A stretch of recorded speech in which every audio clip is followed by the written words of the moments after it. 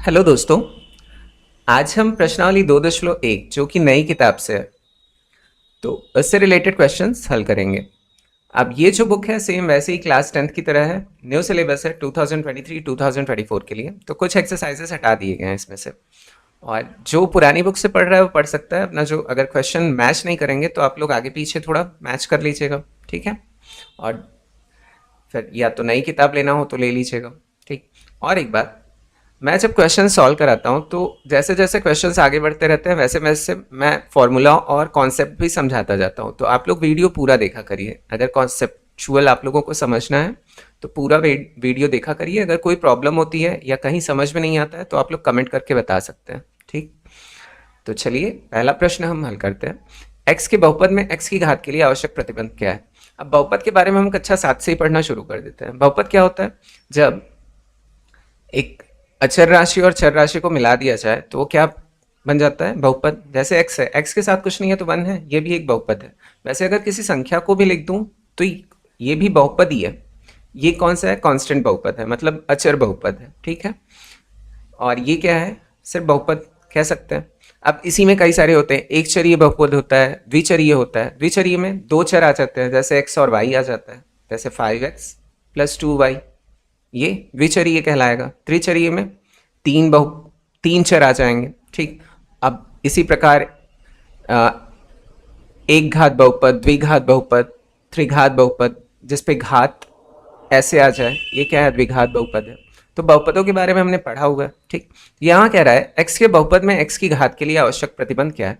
अगर देखिए बहुपद के लिए आप लोगों को कॉन्सेप्चुअल वीडियो चाहिए कॉन्सेप्ट की, तो आप लोग कमेंट पे बताइएगा। इसे अच्छे से एक्सप्लेन करते हुए अलग से मैं इसके लिए वीडियो अपलोड करूंगा, ठीक है। तो एक्स के बहुपद में एक्स की घात के लिए आवश्यक प्रतिबंध क्या है? तो देखिए आगे के जो भी क्वेश्चंस हैं इसी से रिलेटेड है। यही फर्स्ट क्वेश्चन से हमें क्लियर हो जाएगा। तो एक्स की घात के लिए हमें हमेशा, मतलब मान लीजिए एक्स पे अगर घात हो तो हमेशा क्या होनी चाहिए? ऋणोत्तर होनी चाहिए। ऋणोत्तर मतलब ऋण के अलावा क्या बचता है हमारा? धनात्मक। ऋणोत्तर या धनात्मक घात होनी चाहिए, ठीक है। ऋणोत्तर को ही क्या कहा जाता है? धनात्मक। हमेशा धन में घात होना चाहिए, मतलब माइनस में ना हो, ठीक। या बटे में ना हो। बटे में होगा तो वो करनी में कन्वर्ट हो जाएगा, ठीक। तो ऋणोत्तर या धनात्मक होना चाहिए, पूर्णांक होना चाहिए, ठीक। धनात्मक ही पूर्णांक हो। तो ये आवश्यक प्रतिबंध है किसी भी नंबर के लिए, मतलब चर राशि के लिए। अगर वो बहुपद हो तो क्या होना चाहिए? हमेशा धन में ही घात होना चाहिए। इसमें नहीं होना चाहिए और इसमें भी नहीं होना चाहिए।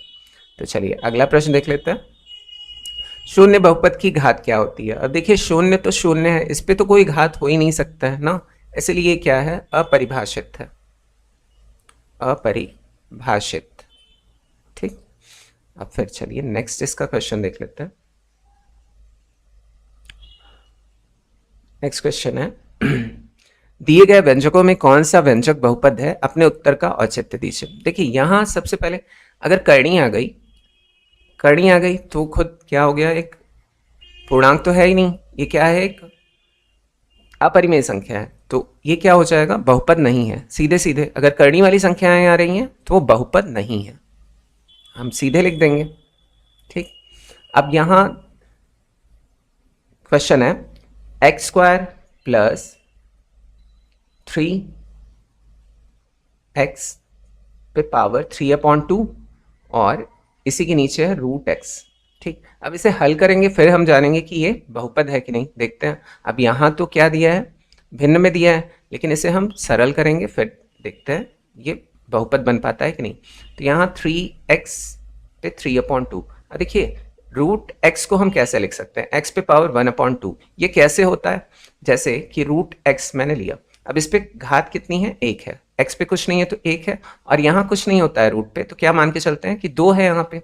तो ये 2 है ना, वो नीचे आ जाता है, ठीक। ये फॉर्मूला में दिया हुआ है, इस प्रकार से बनता है। तो घात के रूप में लिखना होगा तो कैसे लिखेंगे? x पे घात 1 है और बटा ये कहाँ आ जाएगा? इसके नीचे, तो 1/2 हो जाएगा, ठीक। इतना हो गया।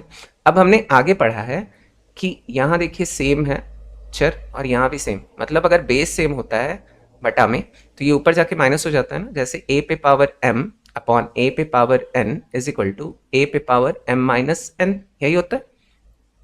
तो यहाँ x² + 3x पे पावर 3/2 और ये ऊपर आएगा तो माइनस में हो जाएगा ना, क्योंकि बेस सेम है, x यहाँ भी है x यहाँ भी है, तो ये -1/2। अब इसे और सरल करेंगे तो x² प्लस अब 3, अब ये तो भिन्न हो गया, दो दो नीचे के हर जो समान है तो ऊपर घट जाएगा डायरेक्ट, तो 3 - 1 इज इक्वल टू कितना आ जाएगा 2, और नीचे तो 2 है ही, तो 2 से 2 कट गया तो 1 आ गया। तो इसे कैसे लिख सकते हैं, x² प्लस 3x। अब देखिए यहाँ हम चर की जो घात है वो देखते हैं क्या किस में है, धनात्मक पूर्णांक है, तो ये क्या हो जाएगा, बहुपद है। हम इसे लिख देंगे बहुपद है। ठीक है, अब चलिए इसका नेक्स्ट क्वेश्चन देखते हैं। x - 1 upon x plus 1। अब इसे अगर सरल करने चले हम तो x - 1 है अपॉन x प्लस 1, यही है। अब देखिए इसे ऊपर ले चलते हैं तो ये ऋणात्मक घात हो जाएगी x - 1। अब इसे अगर ऊपर लिखना चाहें तो इस पे पावर कितना है, 1 है, तो ऊपर आके कितना हो जाएगा, -1। अगर इसे और सरल करना चाहें तो x - 1 इंटू एक्स पे पावर -1 प्लस 1 पे पावर -1। अब यहाँ जो चर कोई भी चर हो अगर उस पर ऋणात्मक घात आ गई तो वो क्या हो जाएगा, बहुपद नहीं है, तो ये हो जाएगा बहुपद नहीं है। ठीक, बहुपद नहीं है। अब फिर नेक्स्ट क्वेश्चन देख लेते हैं। निम्नलिखित में से कौन से व्यंजक बहुपद है, अपने उत्तर का औचित्य दीजिए। अब यहाँ भी हमें सरल करते हुए ज्ञात करना है कि बहुपद है कि नहीं है। ठीक, अब यहाँ भी देखिए सीधे सीधे दिया है x - 2, देखते ही पता चल रहा है कि एक घात किसकी हो जाएगी, ऋणात्मक हो जाएगी। तो x अगर ऊपर लाना चाहें हम तो x - 2 इस पर कितनी घात है, 1 है, ऊपर लाएं, बिना ऊपर लाए तो काम बनेगा ही नहीं। या तो इसे सरल करके फिर वही बात हुई, तो डायरेक्ट हम कर दे रहे हैं x - 4 और x को ऊपर लाएंगे तो x पे पावर -1। अब यहाँ एक चर की जो घात है वो क्या हो गई, ऋणात्मक हो गई, तो इसलिए क्या हो जाएगा, बहुपद नहीं है। हम सीधे सीधे लिख देंगे बहुपद नहीं है। ठीक, अब नेक्स्ट वाले को सरल करते हैं, देखते हैं ये बन पाता है कि नहीं। अब यहाँ जो प्रश्न है वो 1/5 पे 5x पे पावर -2 प्लस 5x प्लस 7। अब 5x को हम ऊपर लाएंगे तो ये धनात्मक हो जाएगा, इसकी घात जो है वो धनात्मक हो जाएगी और 1 से मल्टीप्लाई, तो 1 × 5x पे पावर +2 हो जाएगा, या प्लस लिखते नहीं है, फिर 5x प्लस 7। अब किसी भी संख्या से अगर 1 का गुणा होता है तो वो संख्या वही आती है, तो 5x पे स्क्वायर प्लस 5x प्लस 7। अब चेक करते हैं यहाँ जो चर की घात है वो क्या है, धनात्मक है ना, सारी घातें जो चर पे हैं वो धनात्मक ही हैं, तो ये क्या है, बहुपद है, बहुपद है। ठीक, अब चलिए आगे का प्रश्न देखते हैं। निम्नलिखित व्यंजकों में से कौन सा व्यंजक एक अथवा अधिक चरों में बहुपद है, अपने उत्तर का कारण दीजिए। अब यहाँ हमें बताना है एक चर वाले बहुपद है कि द्विचर वाले बहुपद है। ठीक, यहाँ तो रूट वाला आ रहा है, तो देखिए यहाँ रूट कैसे आ रहा है ये दिखाता हूँ। 5x पे पावर 3/2 है प्लस 2y प्लस 1। अच्छा, अगर x को मुझे करणी के रूप में लिखना हो तो कैसे लिखूंगा, अब भी इसके पिछले वाले क्वेश्चन में मैंने बताया, जो प्रीवियस क्वेश्चन था, कि ये 2 कहाँ आ जाएगा, यहाँ आ जाएगा और 3 इसकी घात बन जाएगी, तो कैसे लिख सकते हैं 5√2 कहाँ आ गया, यहाँ आ गया, और x पे पावर 3 हो जाएगा प्लस 2y प्लस 1।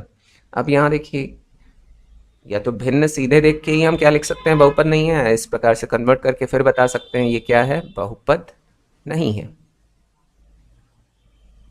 बहुपद नहीं है। ठीक, अब ये सीधे सीधे देख के ही लग रहा है, x पे पावर 4 है प्लस 2y प्लस 1। यहाँ जितने भी चर है सब पे क्या है, धनात्मक घात है, और यहाँ दो चर आ रहे हैं, एक चर तो x है और एक चर क्या है, y है, तो इसे क्या लिखेंगे, बहुपद है, कितने, 2 चरों वाला बहुपद है, 2 चरों वाला बहुपद। ठीक, अब फिर चलिए अगला प्रश्न देखते हैं इसी का। x पे 4 plus x cube plus x पूरे पे अपॉन x, तो इसे सरल कर लेते हैं हम। x पे 4 पूरे पे x है ना, तो अलग अलग x लिख सकते हैं इसे, x plus x cube upon x plus x upon x, ऐसे लिख सकते हैं ना, क्योंकि नीचे का जब हर बराबर होता है तो उसे एक बार लिख के ऊपर वाले सारे x4 plus x3 plus x ऐसा लिख सकते हैं। तो अब यहाँ x से एक अगर घात कट गई तो कितना आ जाएगा, x पे 3 प्लस यहाँ से एक घात कट गया तो x पे 2 प्लस यहाँ x से x कट गया तो एक बचा। तो ये क्या है, एक चर वाला बहुपद है, एक ही चर तो आ रहा है, x ही मिल रहा है ना हमें, ठीक। तो इसे क्या लिख देंगे, एक चर वाला बहुपद, एक चर वाला बहुपद। अब इसी का नेक्स्ट है, यहाँ रूट में दिया है। अब रूट को अगर रूट में दिया तो सीधे सीधे हम लिख देंगे, देख के ही पता चल रहा है, या घात के रूप में कन्वर्ट कर लीजिए। घात में कन्वर्ट होगा तो यहाँ कितना है, 2 है, ये 2 नीचे आ जाएगा तो y पे घात कितना हो जाएगा, 3/2 प्लस y प्लस 3। तो ये क्या है, बहुपद नहीं है, बहुपद नहीं है। अब चलिए अगला प्रश्न देख लेते हैं, इसका क्या है, निम्नलिखित बहुपदों में x स्क्वायर का गुणांक ज्ञात कीजिए। अब देखिए हमें यहाँ x स्क्वायर का गुणांक पता करना है। पहले तो इसे क्या करेंगे, हम सरल कर लेंगे, उसके बाद x स्क्वायर का गुणांक मतलब x स्क्वायर के साथ कौन सा अंक है, कांस्टेंट कौन सा है, गुणे के रूप में क्या है, वो हमें बताना रहेगा। तो यहाँ दो ब्रैकेट सेम है तो x -4 का स्क्वायर कर लेते हैं, या सीधे सीधे ऐसे भी हल कर सकते हैं, पहले पद का गुणा पहले पद के साथ, पहले पद का गुणा दूसरे पद के साथ, फिर वही दूसरे पद का गुणा पहले पद के साथ और दूसरे पद का गुणा दूसरे पद के साथ। या तो हम इस प्रकार से लिख लें तो ये फॉर्मूला बन जाएगा a - b पूरे का होल स्क्वायर, तो पहले पद का वर्ग धन दूसरे पद का वर्ग माइनस 2ab, यही होता है ना, a - b का whole square is equal to a square plus b square minus 2ab, या माइनस 2ab को पहले भी लिख लेते हैं, इंटू 4। अब इसे सरल करेंगे तो एक्स स्क्वायर प्लस 16 माइनस 4 दूनी 8x, यही आ रहा है। अब हमें बताना क्या है, एक्स स्क्वायर का गुणांक, तो एक्स स्क्वायर के साथ यहाँ पे क्या है, 1 है, कुछ नहीं है तो 1 होता है, तो एक्स स्क्वायर का गुणांक क्या हो जाएगा, 1। हमें सिर्फ एक्स स्क्वायर का ही बताना है, इतना ध्यान रखिएगा, ठीक। एक्स क्यूब या एक्स पे पावर 4 का नहीं बताना है, जहाँ भी मिलेगा हमें सिर्फ एक्स स्क्वायर का गुणांक बताना है। एक्स स्क्वायर का गुणांक 1 है, ठीक है। अब यहाँ ऐसे सरल करते हैं, यहाँ तो सीधे सीधे देख के ही पता चल रहा है, एक्स स्क्वायर के साथ यहाँ पे क्या है, 1 minus x square minus x cube plus 2x पे पावर 7। देखिए एक्स स्क्वायर के साथ क्या है, 1 है, और 1 यहाँ माइनस है तो इसलिए क्या हो जाएगा, -1, हम चिन्ह सहित लिखते हैं। तो एक्स स्क्वायर का गुणांक क्या हो जाएगा, एक्स स्क्वायर का गुणांक ऋण 1 है, ठीक है, -1 है। तो चलिए नेक्स्ट क्वेश्चन देखते हैं इसका। अब इसे भी हम सरल करेंगे। देखिए x + 4 x + 4 x + 4 3 बार है, मतलब x + 4 का क्यूब डायरेक्ट लिख सकते हैं। अब ये कौन सा फॉर्मूला बन गया, a + b का होल क्यूब हो गया। तो अब इसे हम फॉर्मूले से खोलेंगे, तो कैसे ये खुलेगा, a³ + b³ + 3 × a × b और ब्रैकेट में a + b, यही होता है। तो x³ हो जाएगा प्लस 64, 4 चौक 16 चौका 64 प्लस 3xb, इसे डायरेक्ट सॉरी यहाँ b लिख दिया मैंने, यहाँ पे क्या आएगा, b की जगह क्या है, 4 दिया है तो 4 लिखेंगे इसे ना, तो इसे भी मिटा लेते हैं क्योंकि गुणा होना है ना इसे। तो 4 तिहाई 12 हो जाएगा, तो 4 तिहाई 12x और ब्रैकेट में x + 4, इसे और सरल करना पड़ेगा हमें, तो x³ + 64 प्लस 12x का अगर x में होगा तो 12x² प्लस 12x का अगर 4 में होगा तो 12 चौक 48x, यही आएगा।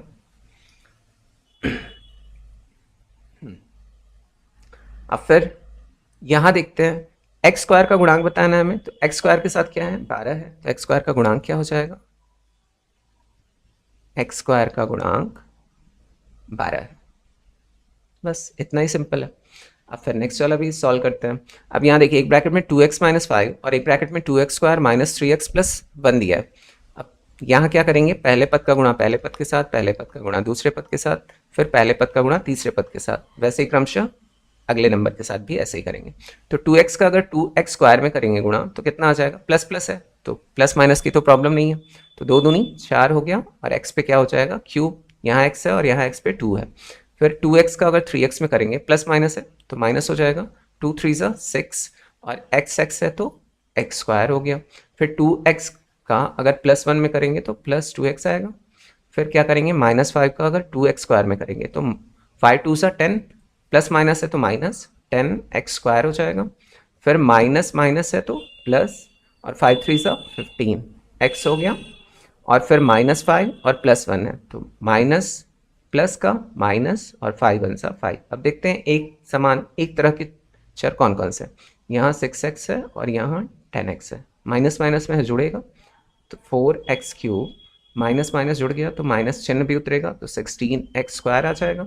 अब देखते हैं ये 2x है और यहाँ 15x है, दोनों किस में है, प्लस प्लस में है तो ये भी जुड़ जाएंगे। तो ये 2x और 15x जुड़ के कितना हो जाएगा, प्लस 17x हो जाएगा।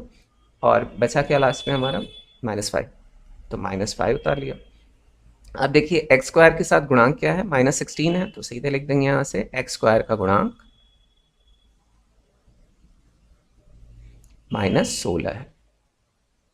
हो गया उत्तर। अब चलिए अगला प्रश्न देखते हैं इसका। सेम वैसे ही है प्रीवियस वाले की तरह, 3x square plus 2x minus 4 एक ब्रैकेट में और x square minus 3x minus 2। अब इसे भी हम सरल करेंगे तो इसका गुणा इसके साथ, फिर इसका गुणा इसके साथ, फिर इसका गुणा इसके साथ, वैसे ही सेम आगे भी करेंगे।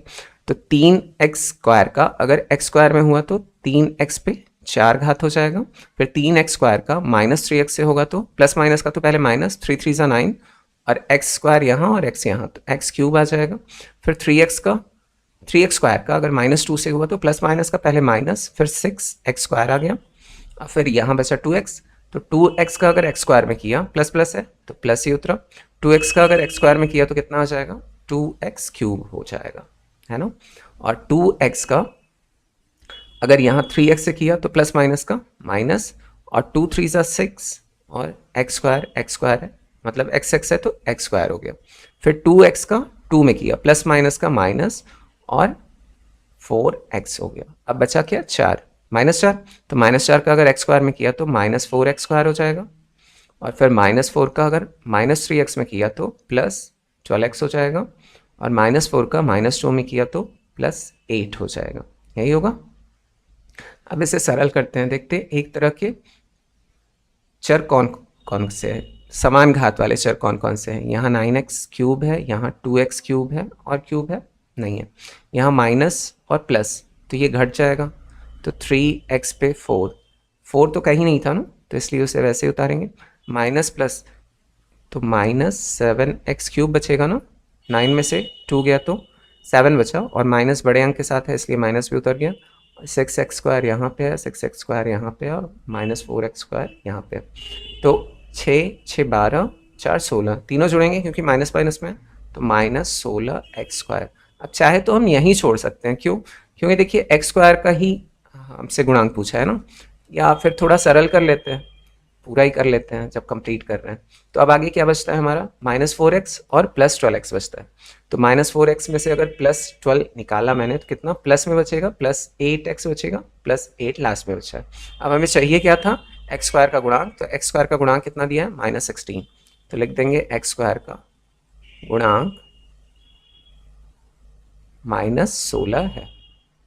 ठीक, अब चलिए फिर नेक्स्ट क्वेश्चन देखते हैं हम। आज का आखिरी प्रश्न है। अब इसका सेकंड पार्ट में फिर अपलोड करूंगा, नेक्स्ट पार्ट में कंप्लीट कर दूंगा इसे। अब यहाँ x+3 का होल क्यूब है के विस्तार में x स्क्वायर का गुणांक ज्ञात कीजिए। अब यहाँ हम इसे पहले सरल कर लेंगे, उसके बाद x स्क्वायर का गुणांक बता देंगे। सेम वैसा ही क्वेश्चन है। अब इसका फॉर्मूला क्या होता है, a+b का whole cube is equal to a³ + b³ + 3ab bracket में a + b। अब इसी की सहायता से खोलेंगे तो x का क्यूब + 3 का क्यूब + 3 × x × 3 ब्रैकेट में x + 3, यही करेंगे। और सरल करते हैं, x³ + 3 × 9 = 27 + 3 × 9x, फिर x + 3। और सरल करते हैं इसे तो x³ + 27 + 9x का अगर x में हुआ तो 9x स्क्वायर, और 9x का अगर 3 में हुआ तो 27x, यही आएगा। अब हमें किससे मतलब है, सिर्फ x स्क्वायर के गुणांक से मतलब है। तो x स्क्वायर के साथ क्या है, +9 है, तो क्या लिखेंगे, x स्क्वायर का गुणांक, x स्क्वायर का गुणांक 9 है। तो होप आप लोगों को अच्छे से समझ में आएगा। देखिए ये एनसीईआरटी एग्जाम्पलर जो दिया हुआ है ये इंपॉर्टेंट क्वेश्चन है, ठीक है। तो जहाँ जहाँ ये दिया होगा तो इंपॉर्टेंट क्वेश्चन है, उसे रिवाइज करिएगा बार बार। तो है तो आसान ही, आप लोग रिविजन करिएगा। और जैसा कि मैंने कहा, आप लोगों को जहाँ नहीं समझ में आता है आप लोग कमेंट बॉक्स में क्वेश्चन नंबर मेंशन करते हुए कमेंट कर दीजिएगा। मैं दोबारा से उसे एक्सप्लेन करने की कोशिश करूँगा। नेक्स्ट अलग से वीडियो बना के आप लोगों के लिए एक्सप्लेन करूँगा, ठीक है। तो थैंक्स फॉर वॉचिंग वीडियो। फिर मिलते हैं नेक्स्ट वीडियो में। Take care, bye bye.